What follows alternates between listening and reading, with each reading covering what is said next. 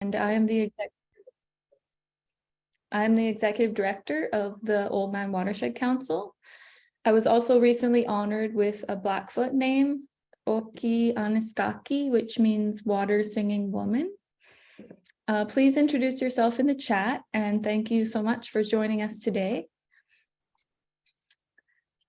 We're very excited to be hosting this knowledge sharing event that we are calling From the Field, Lessons Learned Delivering Public Ag Literacy Programming. I will begin with a land acknowledgement and encourage you to reflect on the land wherever you are and those who came before you.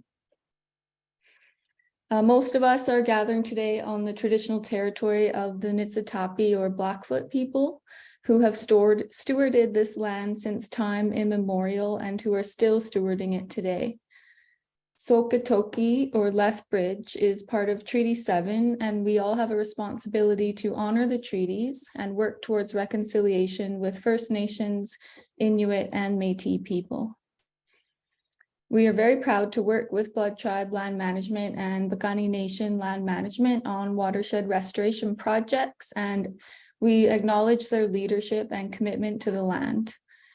We take this moment to reflect on our duty as treaty people and acknowledge that this land once belonged to Indigenous people.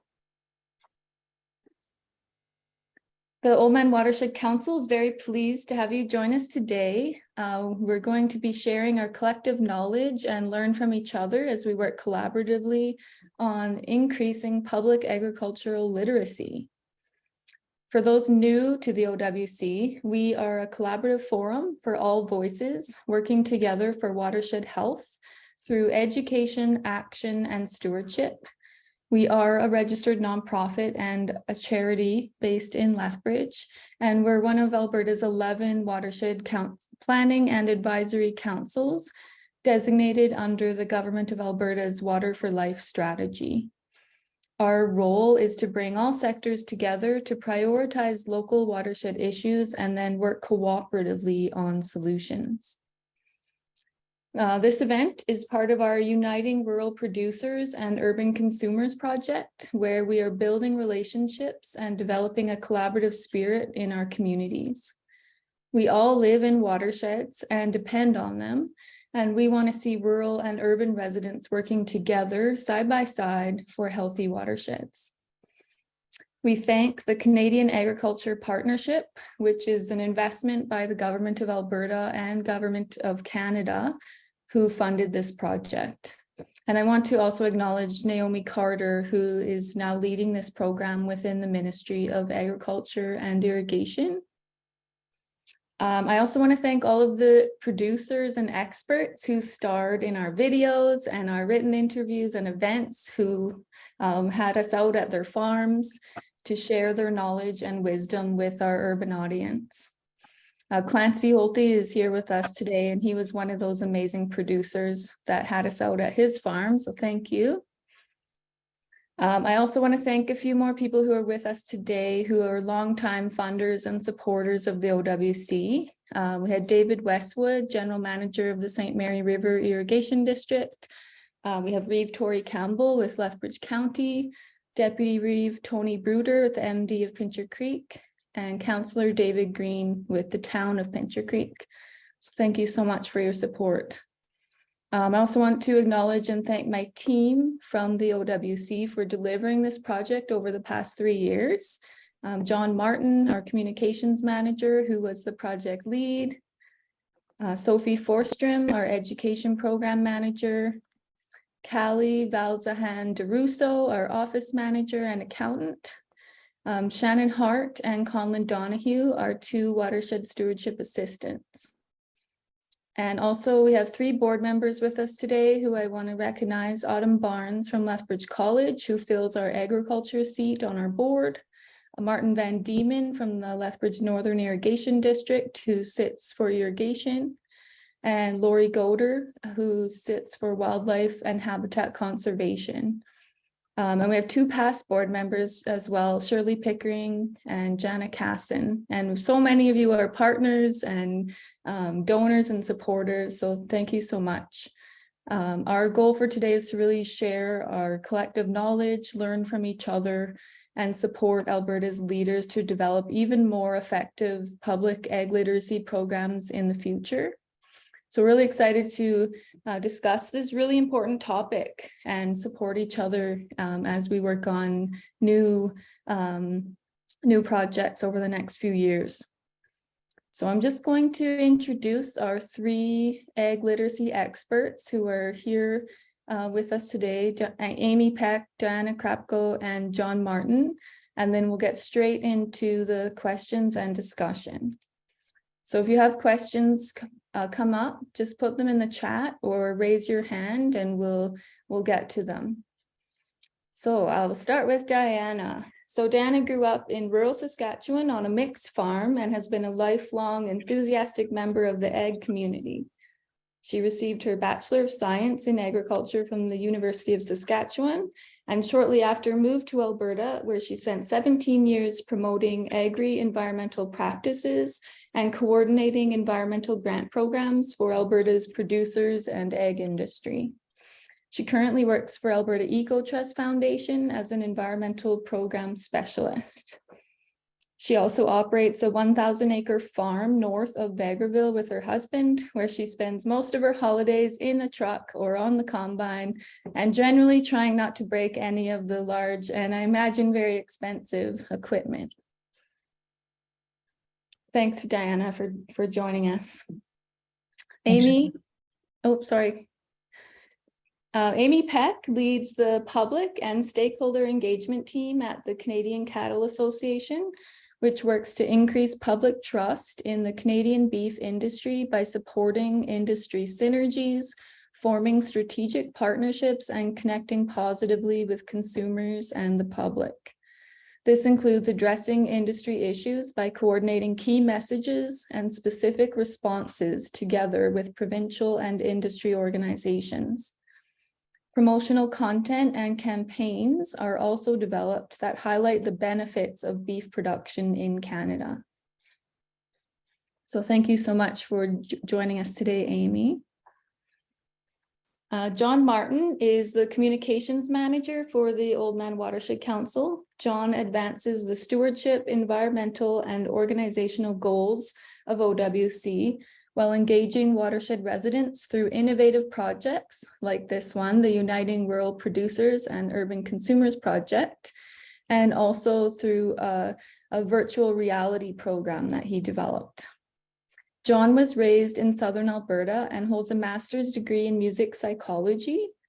His intuitive understanding of the Oldman Watershed and its residents, and works as an active artist, inform the forward-thinking projects he pursues to advance watershed health and resiliency. So thanks so much, John. Okay, great. So I'm really excited to hear from all of you. So I'm going to dive right into our discussion. And again, please put questions, comments in the chat or raise your hand and we will ask you to unmute.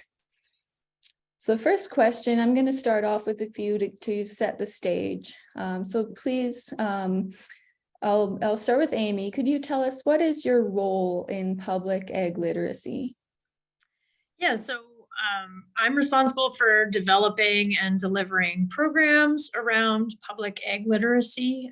So whether that's kind of public facing campaigns that we're working on, all the way down to really student focused ag literacy projects that we've done, of course, with the Government of Alberta through CAP funding.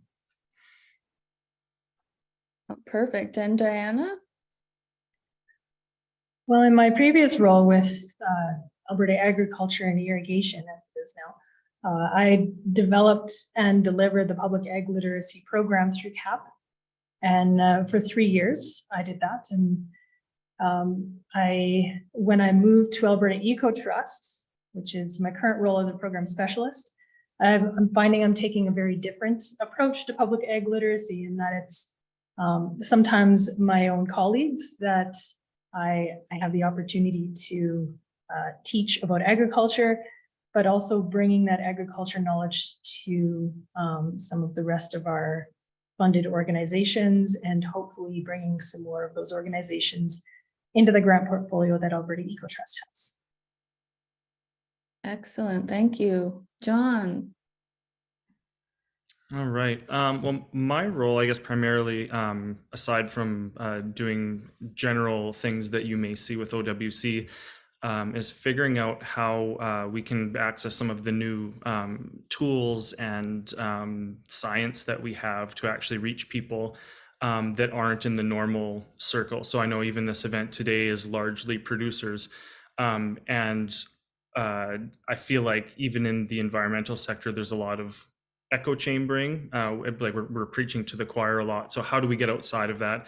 And I guess specifically with this program, the program that this talk is even centered around, is about finding new ways to do that. And so I bring in my my background from psychology and the arts to kind of break through that that barrier that we have.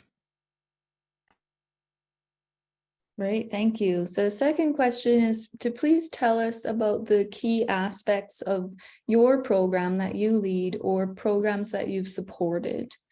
And maybe we'll go with Diana this time. So I guess leading off of John's comment, one of the key aspects of the public egg literacy program that we developed in 2018, I think it was, it really focused on collaboration. So instead of just one organization doing one project to their own target audience, we strongly encouraged collaboration that maybe you hadn't thought of before. You know, your echo chamber is good because there's a lot of knowledge in there, but there's so much value in getting outside of that. And perhaps organizations that you had never considered to be in the agriculture sphere, they may have a passionate interest in it. And so engaging in them, maybe not in knowledge transfer, but in other ways.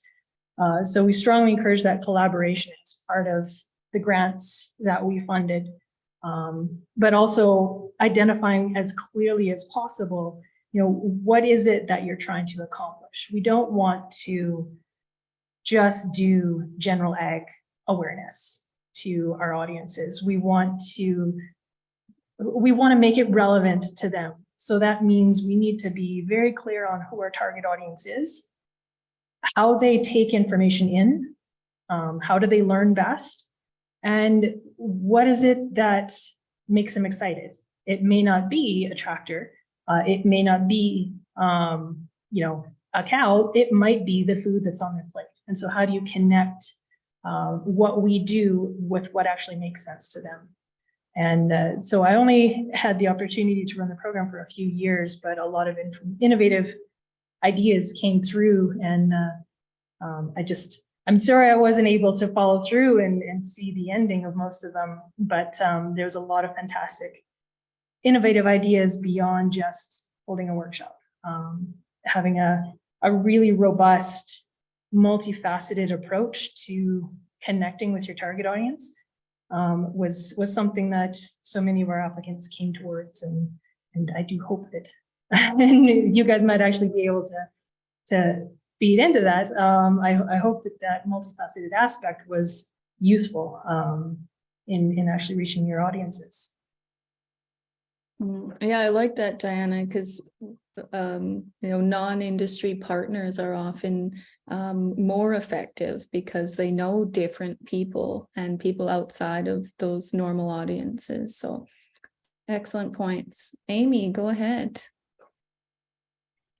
So for us, our program's just 5 years of funding at this point. And so I remember when I first started about 3 years ago, you know, looking at building public trust in beef production in Canada, and on the scale of budget that we have, you can't talk to everybody. So that was one of our real first learnings, was who is going to be the target audience for us.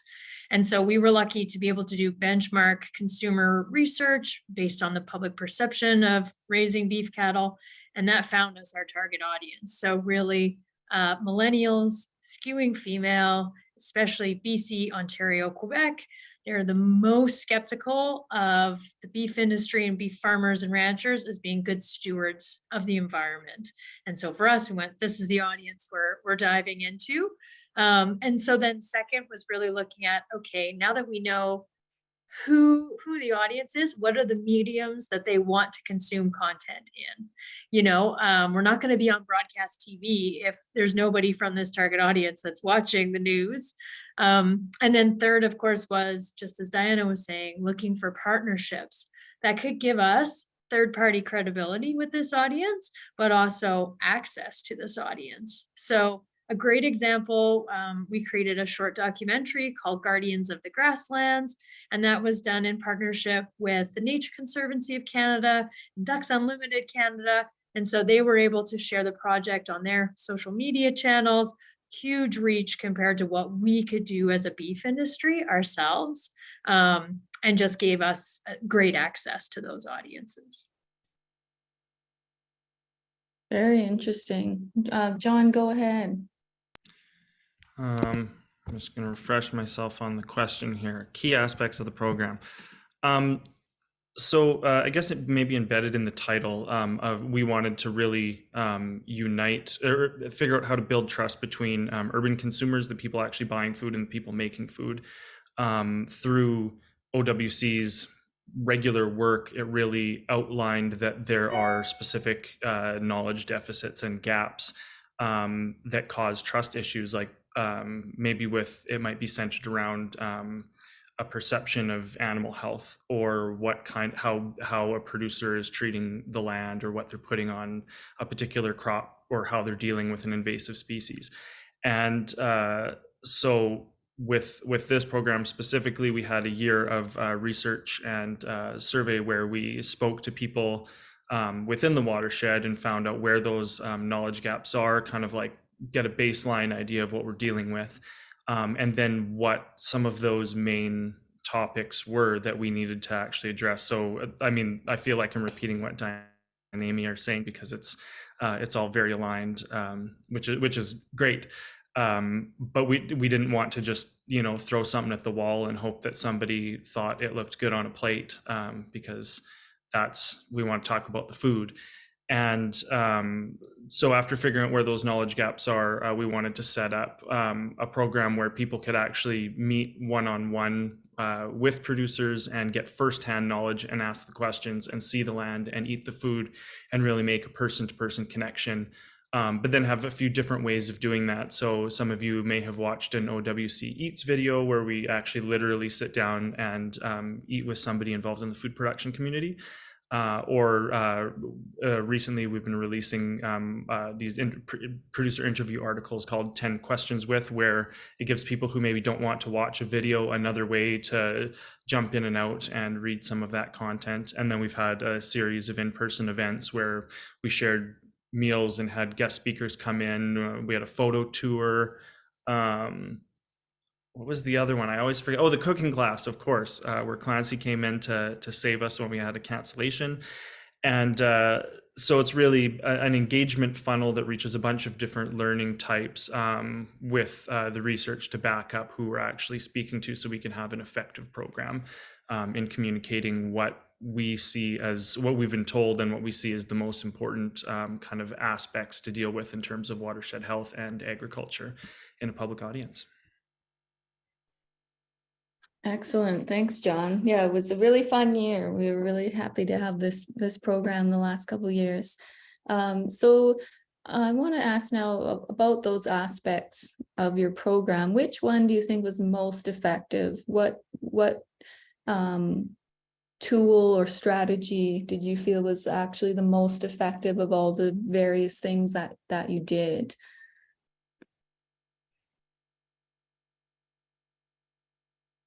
Looks like wheels are turning. Go ahead, Amie. I can jump in. I really wanted to talk about the echo chamber, because that's very much an effect that we see in the beef industry. And so one strategy that I felt really worked for us with our Guardians of the Grasslands short documentary is instead of releasing it right away, we decided instead to submit it to film festivals and for it to have a film festival year, which unfortunately, because we picked 2020, meant that none of those events were in person. They were all virtual. And so we thought, let's just hold on one more year. We'll do it again in 2021. And then things were still virtual in 2021. So the good news was we got picked for 25 film festivals internationally, but primarily in Canada. And that really opened us up to new audiences. Not as many as if they would have been in person, but for instance, we got picked for a very much an environmental themed film festival in Vancouver that David Suzuki has hosted in the past. And that's not an outlet where we would normally see documentaries that feature beef cattle. So it was a very cost-effective way to be able to try and reach those new audiences and spread our network. But it did mean that we couldn't officially publicly launch for 2 years in that time. So a calculated risk, I'd say. Well, please jump in, Diana and John. Sure. I guess we may have heard the phrase a few times, if you don't trust me, you won't believe my data. And if you do trust me, the data doesn't really matter. So that doesn't mean that data is irrelevant, not at all. But essentially the facts and the research around the topic that we're presenting will only get you so far. And even if you're dealing with a group of people who may not have a strong opinion one way or the other on what you're talking about, but they want to learn. So even if there's a willingness to learn and no preconceived notions, there is a tipping point or a point where fact fatigue will kick in. And this was a surprise to me, honestly, but I mean, it makes sense when you think about it. That, when you're presenting a new and exciting idea to someone, you want to tell them everything about it, every single little detail, because you're so excited about it. And they may be excited too, but at some point they're going to be like, I need to sit with this and think about it a little bit. So I don't know if anyone has had the opportunity to listen to evaluation guru from Alberta, Mark Cabage. He puts this really eloquently. He says, when you're presenting data, you can't have numbers or facts without stories, and you can't have stories without numbers or facts. And he said, it's often stories, if not presented correctly, stories can often seem like, those testimonials that we used to see on TV ads. So sometimes they're hard to believe unless you've got some information behind it. But on the flip side, if you're presenting data and graphs and a ton of information that may all be true, your audience is going to get that glazed look probably very quickly unless you make it personal. Again, connecting to what they value and being able to help them see themselves in the data that you're presenting. And that very rarely comes in graphs and charts. So that, to me, I think, beyond agriculture literacy, whenever you're presenting a new idea, that's an important baseline to start with. Is you need to have the facts. It's very important. But we also need to have the stories to keep that interest. Because I don't know about the rest of you, but some days I feel like I've got the attention span of a mouse. And you get that, what do they call it? Doom scrolling. So that definitely can leak into the rest of your life. So if you don't find a way of grabbing someone's attention in a way that, that connects with them in a positive way, and then bringing the facts in, that seems to be the key in actually encouraging them to learn instead of just hearing. I just want to say a big here, because I think there has been a shift over time where I think now the norm is more, focusing on values, identity, making it personal, whereas in the past it used to be very much science and facts, and we've learned that, doesn't work. Go ahead, John. Well, that's maybe a great place to even start with kind of what has been effective. And for anybody that's doing or even involved with communications in any sector, but in ag specifically, I mean, this project also started in 2020 and it was supposed to all be in person and everything. And so we obviously had to pivot, but in doing that, I also realized that there was a massive change that's happened in terms of how, where, and to what degree people are willing to accept information, and from whom. And so, I mean, that's something that's very common, is who's the messenger, but it's also about how is that messenger presenting that data. If you vomit somebody a big bucket of facts, you've lost them. They don't care. And maybe a few years ago that would happen, and you could do that and it would be successful because maybe arguments were less emotional, maybe isn't the right word, but where you could have an argument or a discussion based on facts and information and have that stand. And now it's just it's very value based. And so seeing that was the case through COVID was also reflected in how the social media algorithms are actually boosting and promoting content. And so maybe something that I'm proud of right now is that you will not see a PowerPoint today. There are no PowerPoints. And I think that that's a really great analogy of something that people are just fed up with. If you need to have that and it's not real, then it's like there's no buy-in from the audience, because it feels, even if it's the greatest thing ever and it's all right and it's all true and it's convincing, the audience can't buy into that because there's almost like a defensiveness. They want something that feels and is raw and honest. And if it's raw and honest, it can be right. And it can be, maybe it's not all favorable. Maybe some of it's really positive. Maybe some of it isn't. But as long as it's honest, people can align their own values with that. And then that becomes an effective communicative tool. And that's something that if you've watched some of the videos and the interviews, even for this series, we've made an effort. I don't even know if I can say we, but I've definitely made an effort to make it kind of like take the BS out of it, because nobody has time for that anymore and nobody wants it. People have changed, the world has changed. And so I think it's actually quite liberating to lean into that and realize that that's the new reality. People don't want to see like a fake background. They want to see the crap that's just below the camera, like, do you want to see all my kids' toys on the floor behind me? Probably. That's more interesting than a blurry background. And that amplified over any other piece of content is what connects with people and allows you to find a way into those new audiences and to get out of the chamber where somebody will go from saying like, okay, I read that or I watched that and that was interesting, to saying I'm going to share that, or I now feel strongly enough about this that I can share it with somebody because it feels real and honest. I like your fake background too, Clancy. But it could be a real one. You could be out. That might even be out at your place. Is that out at your place?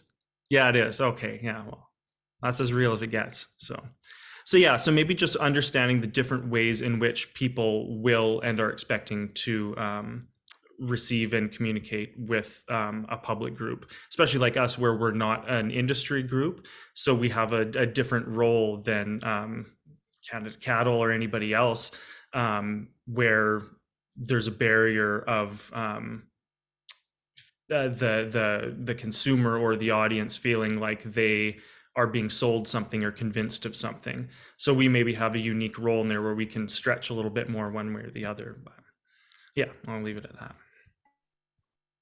Excellent. Thank you all. That was very dense and deep. So I want to lighten it up a little bit with a question. Tell us what surprised you while you're delivering programs or witnessing programs that you've supported.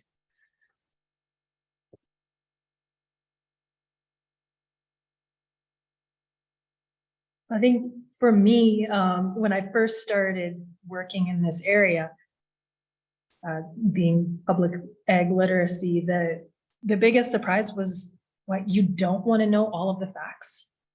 Like you don't want to see all of my slides and all of the graphs that proves everything about this. That was a little bit disheartening at first, but like John said, it is liberating, being able to, maybe approach it from a different angle and, maybe a more personal angle. And so that did take a while to get my head wrapped around as we were developing the program.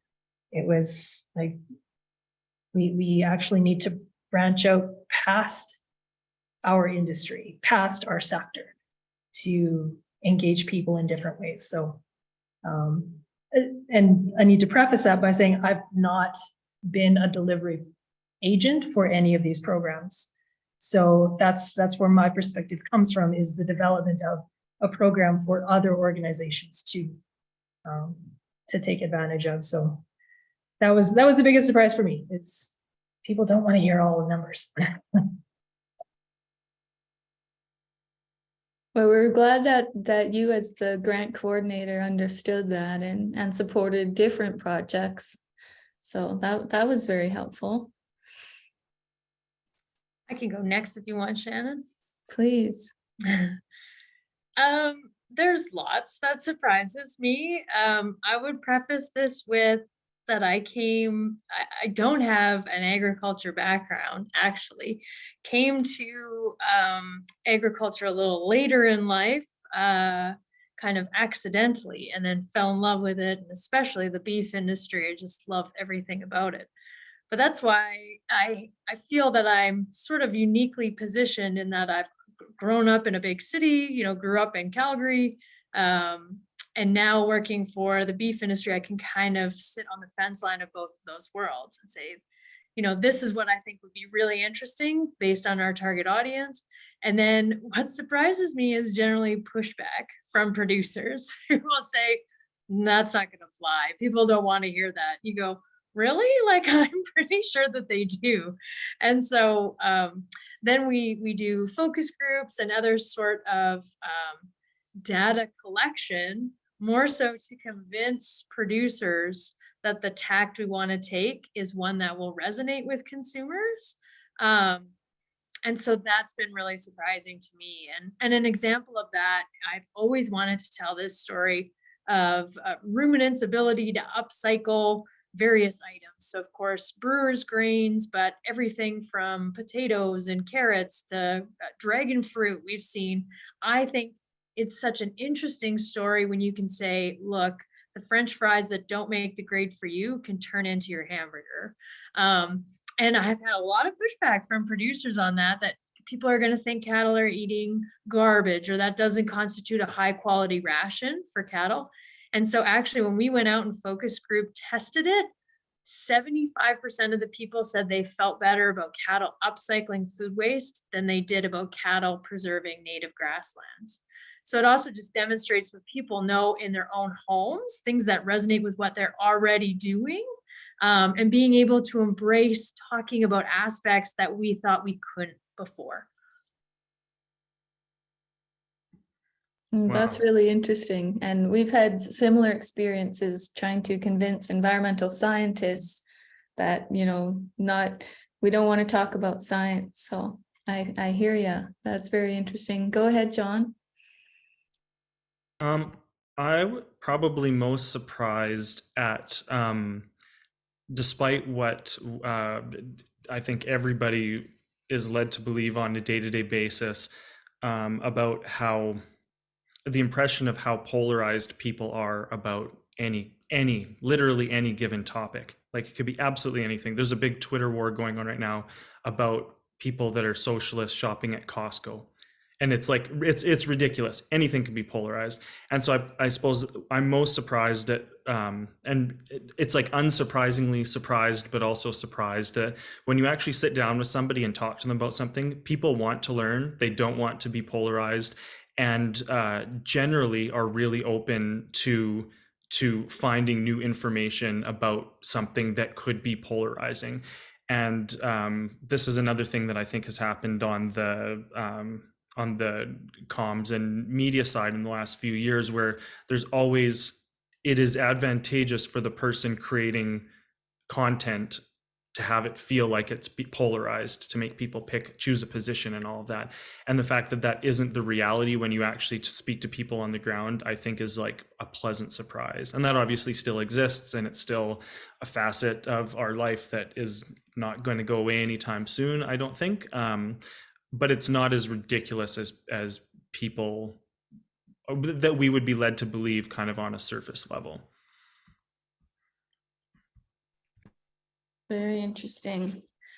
Okay, so we touched on this a little bit, but I want to really make sure we get this point out there.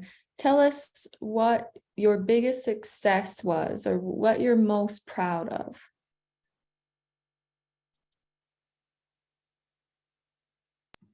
I'll go first. I haven't gone first yet.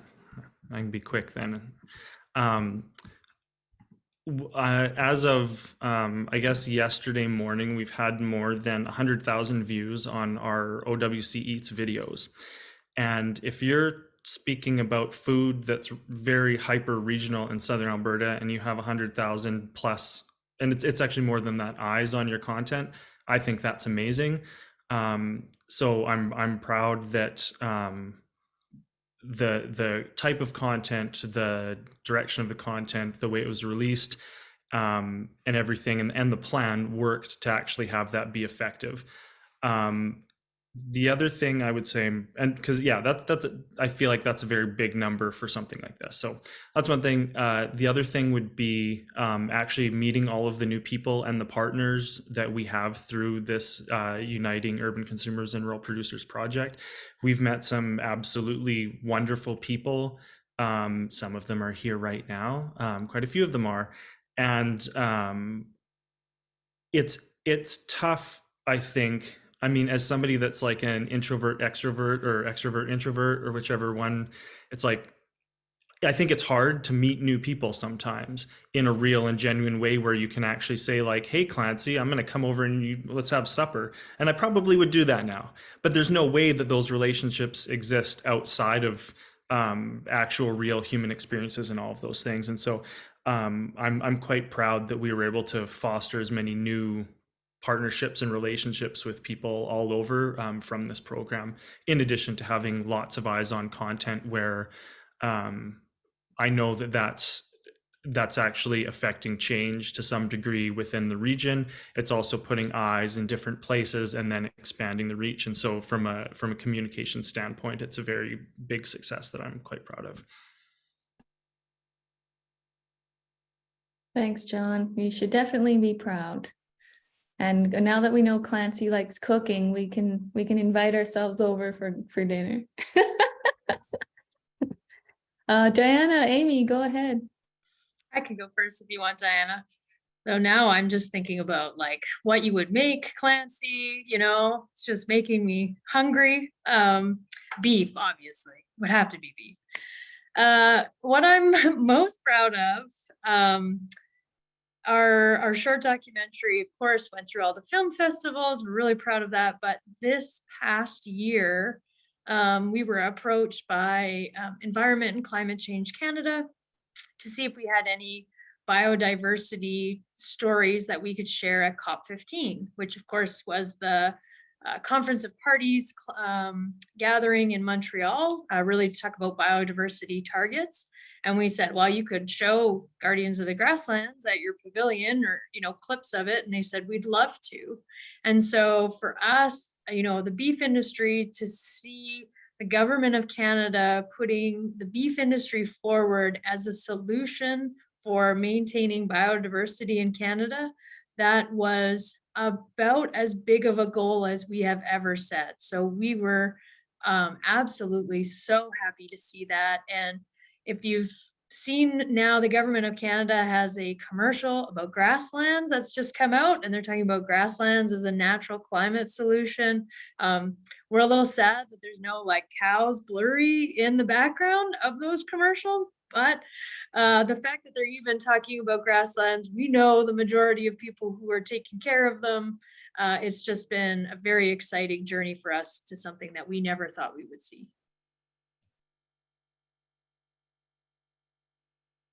Yeah, that's amazing. What an accomplishment. Congratulations. I guess it's hard to say what has made me proud, because again, I didn't have the opportunity to actually do these cool projects. I just helped design a funding program that helped in a small way some of them go forward. So I guess that would be my tiny bit of pride, that I had a piece of contributing to that one program.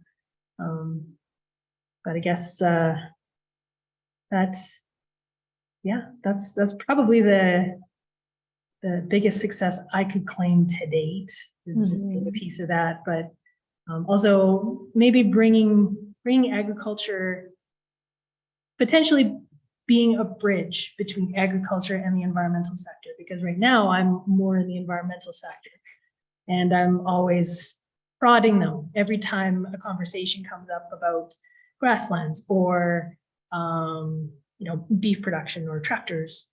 And I'm always like, well, so this is actually how it is. And then I bring out my numbers again, and then I remember, oh, not just numbers, but yeah. So that would be about as close as I get to having some success in that area. Yeah, well, I don't think we should underestimate that. I mean, I think Alberta should be very proud that they're promoting and supporting public ag literacy, and that CAP program is what made a lot of these projects happen. So it's very, very important. Okay, so we talked about successes and strategies and tools. So now, of course, we have to ask and talk about what was less effective. What are some of those things that you maybe wouldn't recommend to other groups who are pursuing ag literacy programs? Who wants to tackle that one? In-person events during a pandemic. Just don't do it. It's terrible. Yeah, launching a program right before a pandemic. That was tough.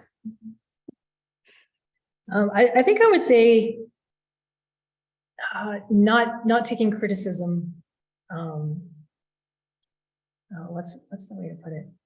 Take criticism appropriately, because when you connect with organizations that are outside of the ag industry, they're going to criticize at some point.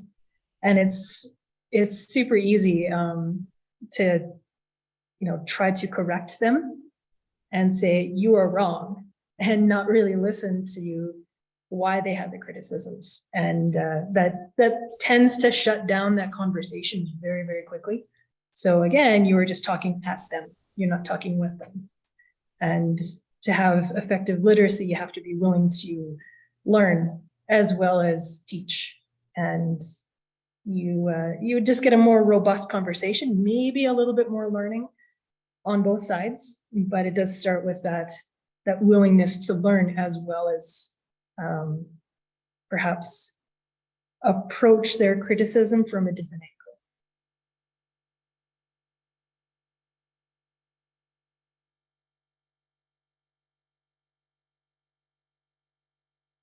Does anyone else want to jump in? I can jump in. Mine is kind of two-pronged, but one aspect that I've found that has not been effective, but we continue to use it, I feel, is talking about the economics of agriculture. And so I see this a lot in more so conversations with governments, and talking about the importance of agriculture and looking at, what it contributes to GDP. But on a public awareness scale, it just doesn't register, that I've found that people don't really care how financially viable farms and ranchers are. They just don't. They're worried about their own family, their own economic viability. So it's something that I continue seeing being used in sustainability conversations. Of course, you know, we couldn't be a farm for 100 years if it wasn't financially sustainable. And it's something that I think it's not a strong enough why for people. I think we have to go more to the heart of why you do it and the real, like, how does it connect to your passion and purpose as a person, and less on that you can financially make a way of living. As much as that is a reality for producers and very much a concern in producer circles, absolutely. But I don't see it in public literacy as effective. That's good to know. Thank you. That makes a lot of sense when after, talking about values and making it personal. If people not as many people live on farms and ranches anymore. I think it's over 80% of Alberta's population is urban. So thank you. John, did you want to jump in or? Yeah, and Amie just kind of spurred something because I was trying to think, like, I feel like we were kind of in a unique position where we were able to pivot quite rapidly with this project because we had a lot of agency over what we were doing and everything. So if something wasn't effective, we could jump off board and kind of like tweak it to do something else. But there were a few times, and maybe with one of our events and just some of the language and stuff that was used earlier on where we're kind of anticipating that something would resonate or something would work or something would be a good draw. And you're like, why didn't that work the way that you thought it would? And it's a lot of science and data versus hearts and minds, and not, and then nestled within that, finding what reaches this specific person. Like maybe free food is not enough of a draw. Free food is a big draw for lots of people, even if it's amazing, but you can have literally the best food in Southern Alberta and give it to people for free. But if the value proposition isn't there, they literally won't show up, which to me is bonkers. But if you frame it in a different way so maybe I'll just give you the literal example because I feel I don't need to talk in rhetoric. We had 2 food events at a restaurant called Bourbon and Butter in Lethbridge. It is one of my favorite restaurants anywhere, definitely my favorite restaurant in Lethbridge. And first dinner event, we had full house, like basically the equivalent of $150 meal for each person, maybe $100, but a pretty nice meal. Hey, who wants tickets to come to this meal, to this dinner? You show up, we're going to make you do a survey that takes you like literally 1 minute. You're going to hear from some brilliant people that literally made the food that you're about to eat. And we had uptake, but people were still not trusting that there wasn't some kind of a catch or something. And it boggled my mind, like, why, how else do you propose? Like, do we give you alcohol too? Do you want alcohol as well? Like, we can bring in a massage therapist. I'd be down for that. Like, what do you need? Do you want somebody to feed you while you're sitting on a table getting your massage? Like, it can be organic, like that. Like, how far down? And you can't take it far enough. So for the second event, we just ran, we invited people and we just ran contests. And we had way more people than we could possibly feed altogether because the value proposition was different. And so even though we're offering exactly the same thing, or I guess it's not exactly the same thing, but pork instead of beef was the only difference. So unless people really like beef and aren't as big pork fans, and I guess that could be valid too. But that was really the only difference. And so really realizing what type of how you're presenting value with an event or content or any type of like public engagement with the audience is maybe even more important than what the event is itself.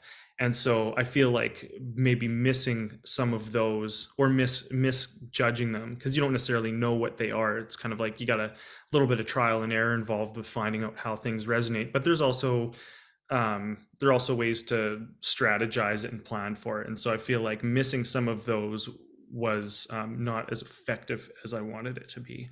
But I know now that at the next event, we're going to have a massage therapist and people with forks, and it'll be a contest too, of course, but yeah.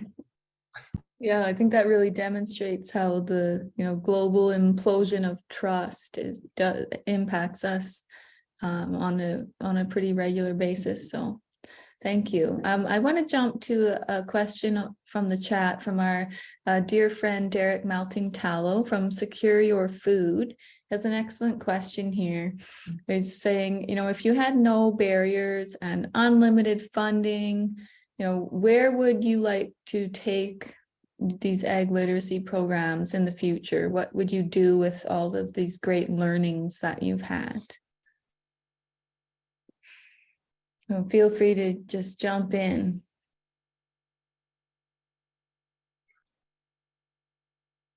Well, I think that I would want to bring every single person who has the slightest bit of interest in agriculture, bring them to my farm and show them how everything works, and then ask them how they would do things differently.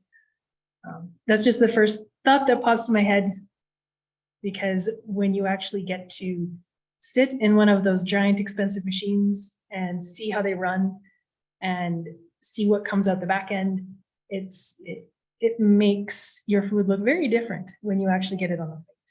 So that would be my first thought. I'd have to give that a little bit more thought because there's so many options.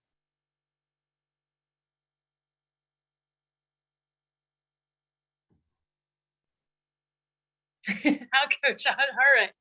Like, it's so hard for me to even wrap my head around like no barriers and unlimited funding, because it's such the world we live in, is really having to be very creative with what we have and stretching it as far as we possibly can. So it's hard for me to even push myself there, but I know one project we had kind of brainstormed on, we do a lot of influencer work, taking influencers on farms and ranches across Canada and sharing that primarily on TikTok and Instagram, and tapping into their audiences. And we so wanted to get Dan Levy and Annie Murphy from Schitt's Creek to go across Canada and see beef farms and ranches from coast to coast. And then I looked up that Dan Levy was $200,000 for an event. So we went, okay, a little out of our budget. So no barriers, no, I would get Eugene Levy on there too, and the whole crew from Schitt's Creek. We would just have a Schitt's Creek episode across Canada at beef farms and ranches. I don't even know if that's a big enough dream, but that's my thought. Yeah, they said no limit, so I'm thinking Beyonce. Excellent. That's a great idea, though, taking influencers out to farms. I love that. John, do you want to add something? Sure, mine will be slightly less. I'm going to think more within the I'm going to rein in the unlimited budget, because I feel like having an unlimited number of choices can result in decision paralysis. So it's like, would I actually want to make the decisions needed to manage an unlimited budget with no bounds? Probably not. I would probably want to like sit on a throne that's very comfortable with my meat feeding person and the masseuse, and then just dictate to other people what I wanted to do. But that would probably be, realistically, I'll give you something realistic that you could do with a sizable budget, is to take something similar to what we did, where we're sitting down with people in a format that we know that works, that's repeatable, assuming that somebody has like some basic skills. You could create kind of like a template almost. We kind of created a template for how we've been producing the content, and then just send it out and have it be regional, because these are all regional stories that have there's a human element to them, but it's globally understood. And so if you were to take kind of like what we've learned in terms of like format and length and what we get for retention and how many rungs you can go from your circle, and amplify that into smaller communities all over, that's probably what I would do as a logical next step to something like this. But I myself would be eating the meat. So Yeah, I really like what I think Diana and John both said about, making sure people are in person, face to face, out on the farm.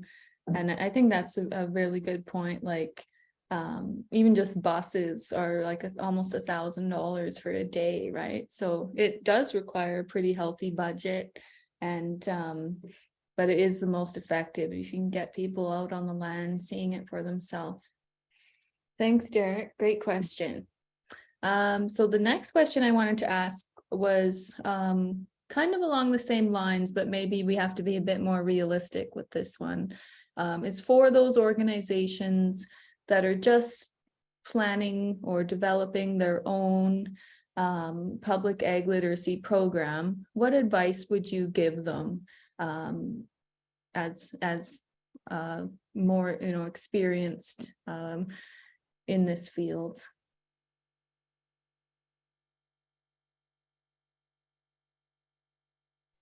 I can go first, Jen, if you want. My biggest piece of advice, I would say, is not to be afraid to take your ag literacy program from a different lens than a producer's lens. I think that's why we've sometimes seen limited uptake or a limited resonance of materials, is that it's very much a producer's perspective on why agriculture is important. And that resonates well with other producers, but they're not necessarily a public trust expert. And so, for instance, with Guardians of the Grasslands, we don't start with cattle are the solution. We start with grasslands and how Canada's native grasslands are the coral reefs of Canada. They're just as endangered. And so capitalizing on trends like that, where people really care about endangered ecosystems, but they generally look at grasslands as a place that should have trees and maybe doesn't anymore, and not as this ancient ecosystem that develops in that way. And so, trying to talk about the ecosystem first, and then how cattle and mostly all ruminants could play that role, where it absolutely was bison. It could be sheep in instances, it could be goats. Being open to saying that it could be other things other than cattle is a little scary as well, but it shows openness and transparency. And the biggest sort of learning for us is when we were screening Guardians of the Grasslands to producers first, they said, oh, you really lose us in the end, because in the end, it gets very emotional. The lady from used to be with Ducks Unlimited Canada cries about thinking of the loss of native grasslands. And my husband included, everybody who's ever been involved in beef production was like, I hate that. I hate that ending. And we said, really? Because we've shown it to a lot of people in our target audience and they love it. That's the reason they like the film. And so it's so interesting now when I see producers, we screen Guardians at like a Parliament Hill event, and you'll hear them say, oh, it's emotional for a reason. Isn't it great? Yeah, I feel that same way. And then feeling a little more comfortable about talking about the heart of it, talking about the emotion of it. So that's my suggestions. Mine's somewhat related to yours, so I'm going to jump off of that. And for somebody starting out doing public ag literacy, or even communications in general, or any kind of project that involves kind of creative thinking, it would be to embrace collaboration and make sure that you are speaking with people and discussing ideas. Like, throw the baby out with the bathwater. Like, if it's terrible, be aware of that and be self-aware that if it's a terrible idea, you can come up with another idea, and not be committed to some like I'm trying to use the least colorful language I can here. If you have a really great idea, that's awesome. If you have a terrible idea, that's awesome too, because it's a terrible idea. Hash it out, you come up with a good one. And then I guess on the other side of that, if you have, and this is what Amie was just saying about people not liking the ending of the movie.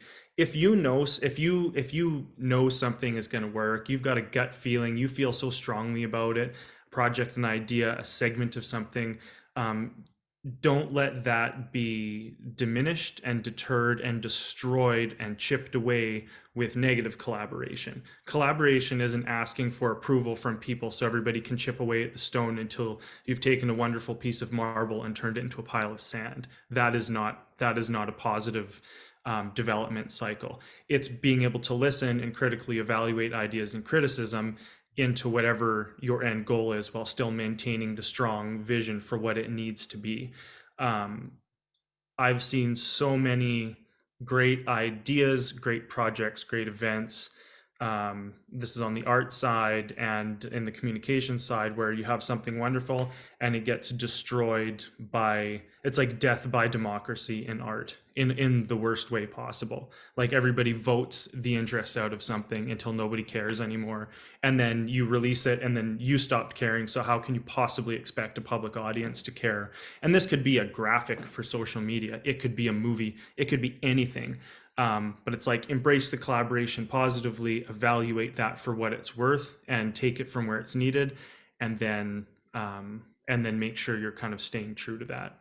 And maybe just an anecdote for a phrase that I think is very effective is, don't take criticism from somebody you wouldn't take advice from.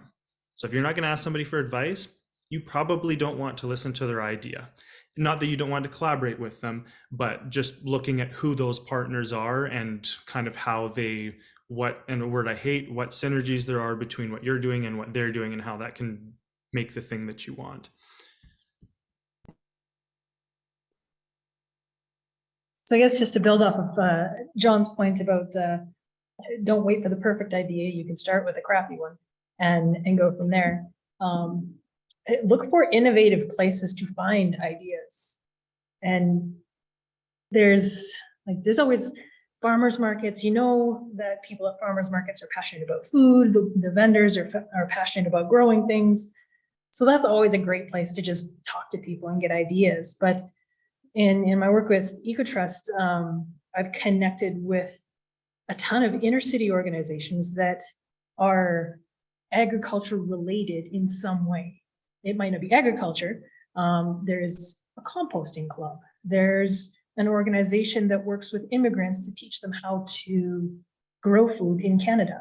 So just the most random places where you're like, I see one connection. We're not very similar, but there is one connection that we can talk about. If you're passionate about soil, great, I love soil. What do you know about soil? Here's what I know about soil. Let's have a conversation and come up with an idea to teach others about soil. So it's the world is your oyster when it comes to finding ideas. And what I guess the trap that we always fell into when developing programs is we had to find the perfect idea that's going to change the world. And you come up with just a paralysis of decisions. And there's no way that you're going to come up with one idea that's going to change the world, but you might come up with a million ideas that might change someone's view on a piece of the world. And maybe that's all you need to do to start. And then you can just build on that. Get a few small successes in those tiny ideas, build momentum, build connections, build the networks, and maybe together as a larger group with so many different perspectives, you can come up with an awesome idea. Great advice. Thank you. What you said about innovation and partnerships made me think, sometimes once you get the train moving, big things happen. Like one thing we've been told over the years is, the videos and the content that we develop isn't just being used, on social media or by our audience we developed it for, but oftentimes, teachers or educators are saying to us, this is awesome local creative content that we like to use in our work because it is local. And like what Amie was saying about the grasslands being the coral reefs, we often think about the Amazon and we forget that we have important ecosystems here too. Excellent. So I want to ask a question from the chat now from Patricia Ramsey, who works with classrooms.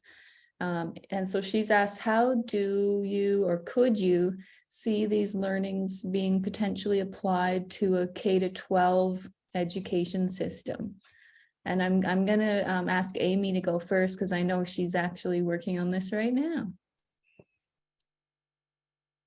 Yeah, we are so excited. So we've had a game in development based on the Guardians of the Grasslands film for a year and a half now, and we just launched it at the very end of February. So it's a perfect example, I think, of we had already been using the short documentary in classrooms, and then together with Egg in the Classroom Canada and Canadian Cattle Foundation, which is a philanthropic arm, they had come up with some classroom resources. So there's a board game, there was worksheets, things like that. And I went, we're really missing the trend of gamifying education. Not only are we missing it, we're like 5 to 7 years late to the party, right?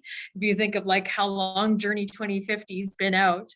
So we said, let's make it an online grazing simulation. And to me, how much more fun is it rather than watching Guardians and then answering questions about how you can take care of grasslands, than actually being the caretaker and like, I'm going to move my cattle here. And what happens if I don't set up an off-stream water, or, if I don't move at the right time, I'm losing carbon points, or I'm losing wildlife species, and then learning about that relationship between. So for us, we knew that it wasn't going to be sort of broad school-based. It's really linking climate change, environmental science, and social science, like land use questions, to raising beef cattle. So it's grades 7 to 11 in some instances. So that's been launched for Alberta, and it's curriculum linked. And that was a CAP funded project. So we're so thankful to the Government of Alberta. And now we're going ahead and launching it in Ontario to BC, and curriculum linking it for all of those provinces, and making some changes because all the beef farmers in Ontario were like, nobody on a horse, we don't want that. So we had to change for some regionally specific things that the producers want. And obviously, 2 of the wildlife that you can get in our original version are pronghorns and grizzly bears, like things that you're not going to see in Ontario generally. So just changing up the wildlife. But that's been our hope all the way along, is that we can use these different creative pieces for our various target audiences. That's very impressive that you got that curriculum linked. I guess for anybody that doesn't know, it is quite a challenge to get something in a school. So if you want even a presentation to a class, let alone something connected to curriculum, but if you want to give a presentation to a school group, it can be that in and of itself is quite the achievement. And so I guess similarly, last year, 2 years ago, OWC actually also has a video game, but it isn't egg specific. It's a watershed stewardship training VR game, and so you put on the headset, you strap in, we teach you how to do some watershed stewardship activities, and then you get transported to a big virtual watershed that I made, and you get to go around and see our summer staff and pick up garbage and stay away from a Yeti and put out campfires and pick invasive species and all of that in a VR environment, which has been, Conlon and Shanlin, our watershed stewardship assistants, have been so wonderful in actually delivering the VR and getting people into it. And we've done, I think lots of people have tried it so far, and it's been quite well received. And we could, now that it was something, I guess it was developed in-house with funding from RBC's Tech for Nature grant. And now that we have kind of the knowledge infrastructure and the physical infrastructure in the headsets and everything like that, if we wanted to expand that and have an egg-specific experience, assuming that we had the resources to put the time into making that a worthwhile experience, we could extend that to be, essentially whatever we want.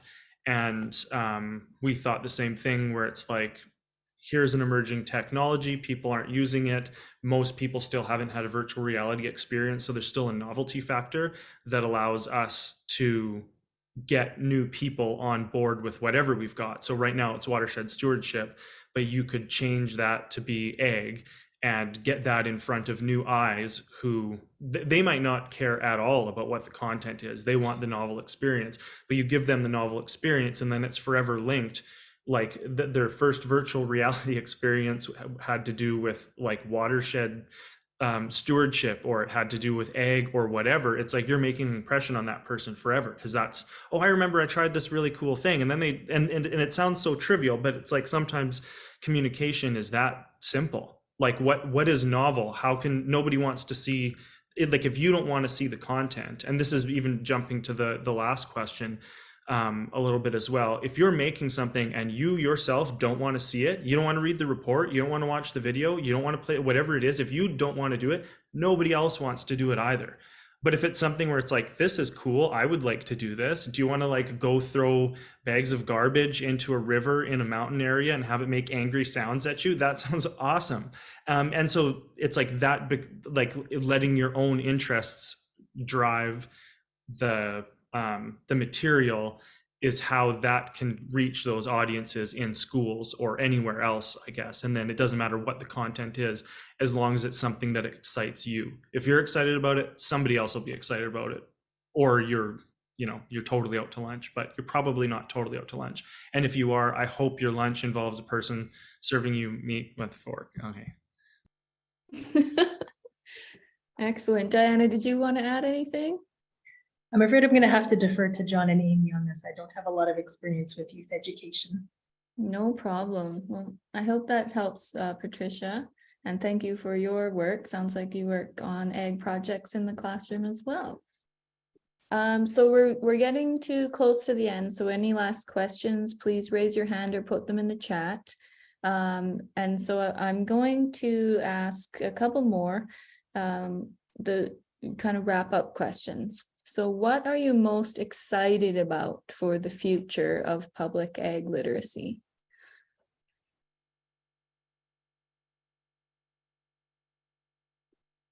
Diana, do you want to go? Sure. I think for me, just the opportunity to bridge that gap between rural and urban. That gap never used to be so big. And it seemed to be a great chasm for quite a while. And I think it might be converging again, possibly. But the ability to just, make those connections again with people who may not have grown up on a farm is really exciting. And some of the work that I've been doing with Ecotrust is meeting with organizations that are connected to regenerative agriculture. And whether you call it regenerative or restorative or resilient, it's all still agriculture. It doesn't have to put people in silos. It has the opportunity to maybe bridge that gap, as long as those conversations are approached respectfully and with a willingness to learn and maybe a little bit of humility.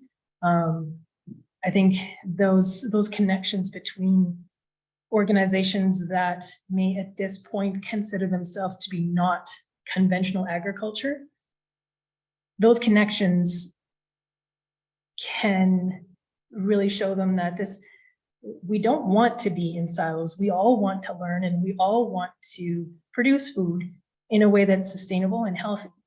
And so that really doesn't make us very different. And I think the more we put labels on stuff, the more silos we put ourselves in. But if we can get past the labels and really start talking to each other and talking to audiences that may not understand the difference between the two, the less, hopefully, the less polarizing the conversations have to be. Because the more labels, the more polarity. So let's get rid of that, or reduce it to a dull roar, hopefully. And maybe we can actually start talking to each other again in person, which would be amazing. Like humans instead of robots on the end of Twitter.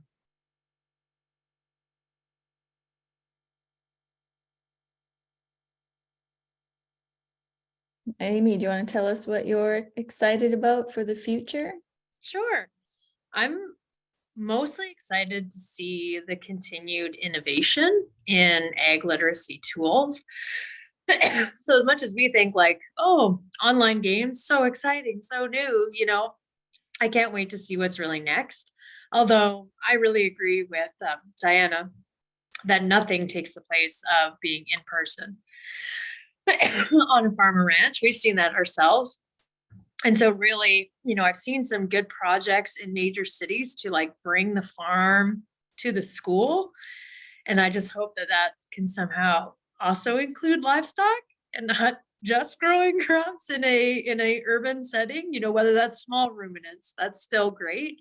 So to me, really trying to do that in large urban centers would be the most exciting thing to see.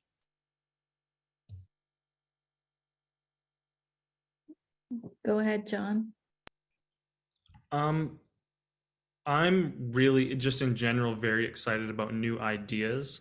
There are few things more exciting than a new idea, even a bad idea, which is maybe why it's fun to get rid of bad ideas, because then you can explore more ideas. And so I am most looking forward to the new ideas that maybe I will come up with, or somebody else will come up with, or will be the result of a collaboration specifically with ag literacy. It's very exciting to have some kind of interest or passion and get to turn that into something tangible. Like, I guess our Uniting Rural Consumers and Urban Producers project literally was the result of Shannon and I driving back from Ryan Casco's feedlot. And I was thinking it would be great to get paid to eat food. And Shannon was like, come up with the grant project. And so I literally did. But I mean, like, if you think about that on the most simple level, it's like, I don't want to be writing some boring report, especially not a grant report that's due on March 15th. I don't want to be doing that. What I do want to be doing is like meeting people who are making food and eating the food, because that's stuff that I like to do. Conversations and eating are wonderful things. So I'm excited about the new ideas that I don't even know exist yet, that will, occur on some random drive while you see something on the side of the highway and decide that you want to make some kind of a new fence that has a billboard on it that delivers people with small forks. I'll stop with that one. Yeah, new ideas. Thank you. Oh, that's great. And yeah, I think we've always had so much fun, meeting the producers in our area. They're so passionate and so knowledgeable. So you can't go wrong with a project, spending time on farms and ranches. Well, I think we'll have to start wrapping up. I'm not seeing any more questions. So I want to thank John, Diana, and Amie so much for sharing your expertise with us. It was very informative. I think we had a really great discussion about this really important topic of ag literacy. I think the future of ag literacy looks really promising when we work cooperatively, we learn from each other like we're doing now. And that's really what the Oldman Watershed Council is all about, is bringing communities together and facilitating these vital partnerships and knowledge sharing opportunities. So we're very proud of the work that we've done with all of our partners. We actually have over 70 partners now. We also want to thank again our funder, the Canadian Agricultural Partnership from the Government of Canada and the Government of Alberta. All of the speakers, volunteers, and participants who participated with us and starred in our content the last 2 years. And a big thank you to John as well for leading this project, and our staff for supporting him. It's been a very interesting time, and we've been really fortunate to work with so many great people and have the support of a grant program like the CAP Ag Literacy. So any parting thoughts? Otherwise, thank you so much for joining us, and we will see you again at the next event. And thank you for all the wonderful, encouraging comments in the chat. Thank you so much. Thanks, Amie. Good luck with the videos.